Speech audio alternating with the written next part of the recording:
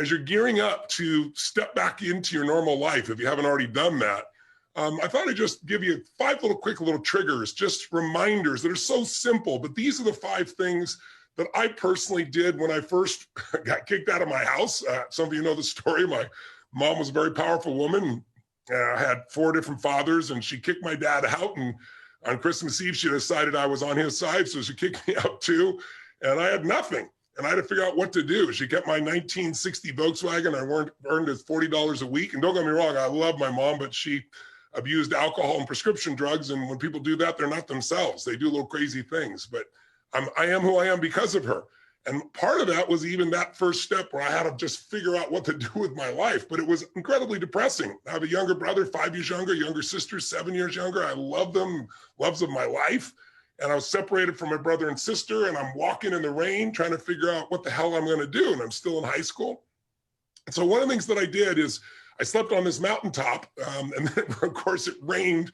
And so the next day I talked to a friend, a lady friend, not a girlfriend, but a girl who was a friend. And her parents let me stay in their laundry room. And I remember I was so depressed. I don't know if you've ever been to that place where you're like wondering why you're even around or whether you should be around. It was a pretty brutal time. But what turned me around was feeding my mind. What I mean by that is about a year earlier, I'd gone to this seminar by Jim Rohn. I know many of you have heard of Jim.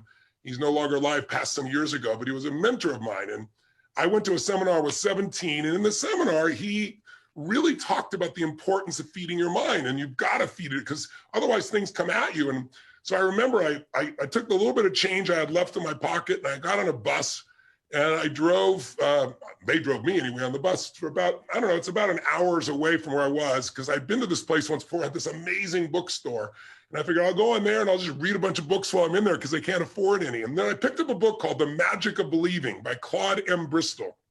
And in this book, it talked about training and conditioning your mind and how what goes in your mind becomes the experience of your life and how to do it. And I was so depressed, I didn't know what to do. And so I went and I'll never forget, I went back to this little laundry room and there was a mirror there and the book said, you know, put your goals on the mirror so you look through your own eyes into your goals and you see in your own eyes and you read those goals. Do it with soap. And so I did it in the mirror. And then I made these little posters that said things like, only a loser is depressed. Now that's not true. But I felt like I'm not a loser, and that was the leverage I had, right? I can't be depressed if the losers are depressed. And so I just try to work on everything. But gradually I started turning my life around and I did 5 things and I did them again. I got to tell you, multiple times in my life when I hit really bad places, when I was told I had a tumor in my brain and that, you know, I might die, you know, when I buried all 4 of my fathers over the course of a year and a half and my mother, those are rough times. They start to shift you. When 2008 happened and looked like everything was going under. And I went back and I reapplied them here at the beginning of the pandemic as well. So they're really simple. But first, of the 5 keys to transform your life, I don't care where you are, how great it is, if you can get to the next level, the first step is stand guard at the door of your mind. And I got that from my teacher, Jim Rohn. I remember he came to me one day and I was really frustrated. I was saying, you know, I'm working so hard and nothing's really working and I don't understand it. And I was super frustrated. And remember he came to me and he said, Tony, he said, listen to me. He said, tell me what are you reading? He said, tell me who you're talking to. He said, tell me who you're surrounding yourself with. And I said, well, I'm mostly isolated by myself. And I said, but I'm so frustrated. He goes, listen to me.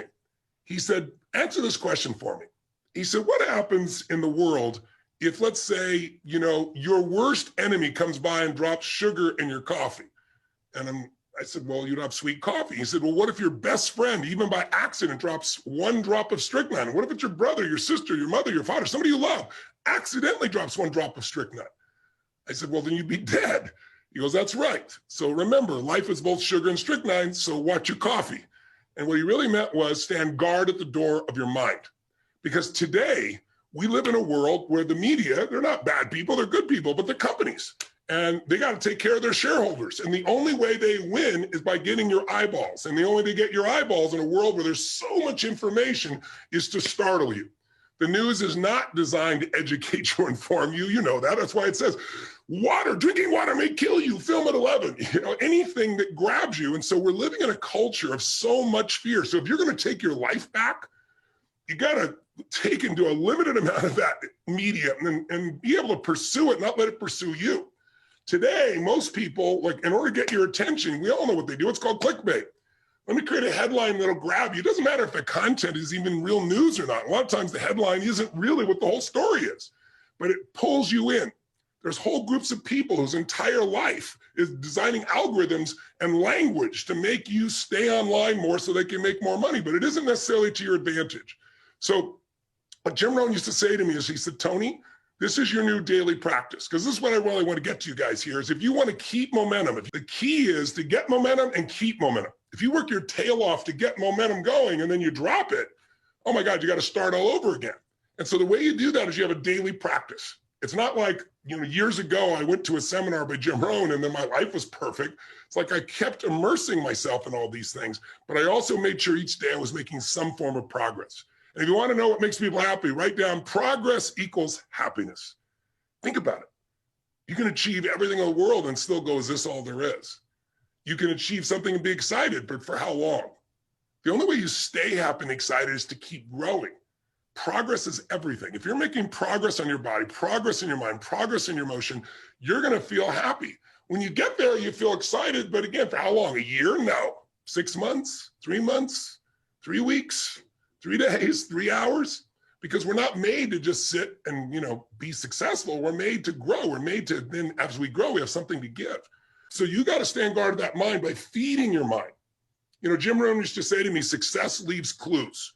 If you want things to get better, you got to get better. If you want things to change, you got to change. But you got to do it deliberately and consciously. And he used to say to me constantly, he said, Tony, you've got to constantly find a way to feed that mind, something that's got strategy in it, philosophy, something that's going to improve the quality of your life. And if you really learn it, you can help the people you love with the things you learn. Success leaves clues. If someone's successful, they're not lucky. They're doing something different than you. Figure out what they're doing different. And he said, the first thing is find out what they're reading. He said, I remember he said to me something funny. He said, find out what poor people read and don't read it. And when he said poor, he didn't just mean financially poor. He meant people that were unhappy, people that had no sense of meaning in their life, people that were financially strapped because they weren't managing to add value to other people, people that found themselves not taking care of their relationships, their body. Poor isn't just money. Wealth isn't just money. It's emotional, spiritual, everything. He said, so find out what successful people do, what wealthy people read, what happy people read, and read that. Feed your mind. So step number one is every single day, you got to do something to feed your mind. And if you do that, if you just made that habit, say even 5 days a week, I swear to you, it'll change your life. But again, not what comes to you, what you pursue. Something that has real value, a strategy that can change the game for your business or your life, a philosophy that can make you more fulfilled or happy, a way to make a difference for the people you love. That's a daily sought out practice for me. Started when I was 17, I'm now 61. That's why I have the privilege to be able to work with so many people. But most importantly, I've applied these things to me, so I have the life that I want. I don't have a life that I'm promoting to other people. So that's number one. What's number two, real fast? If you really feed your mind every day, feed and strengthen your mind with a 30-minute practice of mind. But then number two, you got to every day feed and strengthen your body. And you got to do something, even in the middle of COVID, if it's still there, even if it's lockdown, because if you don't take care of your body, it affects your mind, doesn't it? I mean, think about this. What is it that screws up everybody's life? Fear is the number one thing that keeps people from doing what's necessary. And anger and rage, while it can mobilize us, if it becomes part of your life on a regular basis, it destroys it. So how do you balance that out? Well, fear, anger, they're both physical, aren't they? Think about, what do you feel like if you're really afraid? Ever been so afraid that your throat got really dry, you feel this feeling in your gut, right? That's physical. Courage is also physical. Again, courage does not mean you're not afraid. Courage means you're afraid, but you do it anyway, right? It's a way of being in your body. So one of the things that I started doing early on is understanding, and those of you who spent 4 days with me, day and night, because we did it, and it's in your body still, how to change the way you feel instantly by a radical change in your body. And so I really want to recommend you do something at least 5 days a week. First thing when you wake up in the morning, it doesn't have to be an hour workout, even 30 minutes. It can be something as little as 5 or 10 minutes. There is not a day when I wake up, I've shared with some of you this already. First thing I do, I go outside of a cold plunge I've installed in everyone, 56 degrees. Am I home in Sun Valley, Idaho? I don't have a cold plunge, I don't need it. I walk through the snow in the winter, or in the summer I walk through the grass, and I get in the river. And then literally the river is usually about 39 to 42 degrees, to give you an idea. Every cell in your body is moved. The blood rushes through everything, right? And I do it for two reasons. There's never a day I look forward to doing it. I don't go, oh, I can't wait to go in there. I do it, number one, because it transforms your body. The blood flow, the lymph flow is unbelievable from a health perspective. You just go in for a minute, pop out, and it's like a different world, right? I don't care what it is. Or you could take a freezing shower would be the minimum way you could do this if you couldn't do this. But it's about changing your body so radically. And it's also about developing a simple daily discipline. It's like, I don't negotiate with myself. I tell my brain, I don't go, oh, wait, I'm not ready. Or let me count to 10, or maybe I'll do it tomorrow. That pattern of thinking is what destroys most people's lives and their dreams. You can settle for a life like most people have, or you can create your dreams, but to do it, you need to be able to push yourself. So you need to train yourself in little ways. Or it could be just going and lifting weights, and you're going to do like 10 minutes of pushing yourself, or a sprint, or a really fast walk, anything. Because when you get your blood pushing, when you push beyond what's comfortable, it develops this determination inside you, this sense of will that you will then use everywhere else. I always say, if you discipline yourself in one area of your life, you're going to be able to do even more in other areas. You get momentum. Momentum is everything.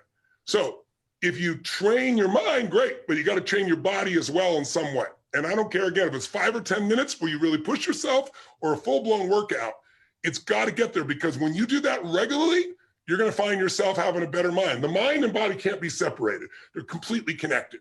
You work on both of them, you're going to have a different world, and you're not going to be shut down. And when other people are like, oh, it can't be done, just move, I'll handle it. It's a different way of being, isn't it? Third key, in order to really believe you can turn things around, you need a role model. And so throughout my life, I looked at different ones. The earliest one I looked for, since I grew up poor and we had no money, and that seemed to be the real issue. My mom left all 4 of my fathers. But as I look back on it, it really wasn't money. They could have had all the money in the world and they still would have fought.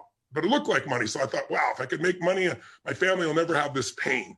So I looked around for role models. And I grew up in a place where there were no financial role models. Everyone was broke. We didn't have money for food. It's why I provide 100 million meals a year through Feeding America.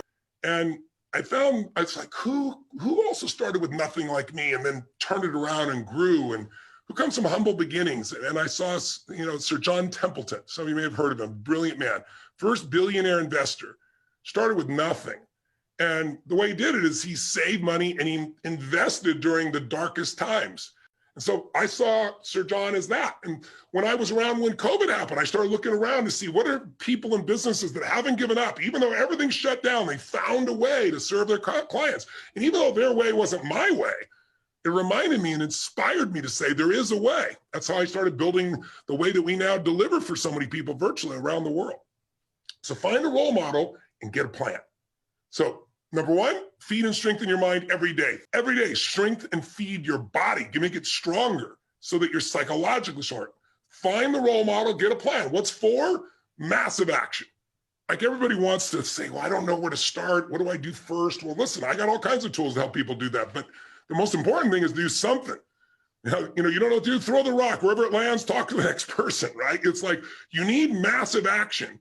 And then you need to see what's working or not and keep changing, and you'll get there. Anyone can get to where they want to go as long as they get in motion. But again, it's about momentum. And that's the main reason I came to join you. Last one, step 5, real fast. Give more than you expect to receive. If you are constantly trying to take care of people, give to people.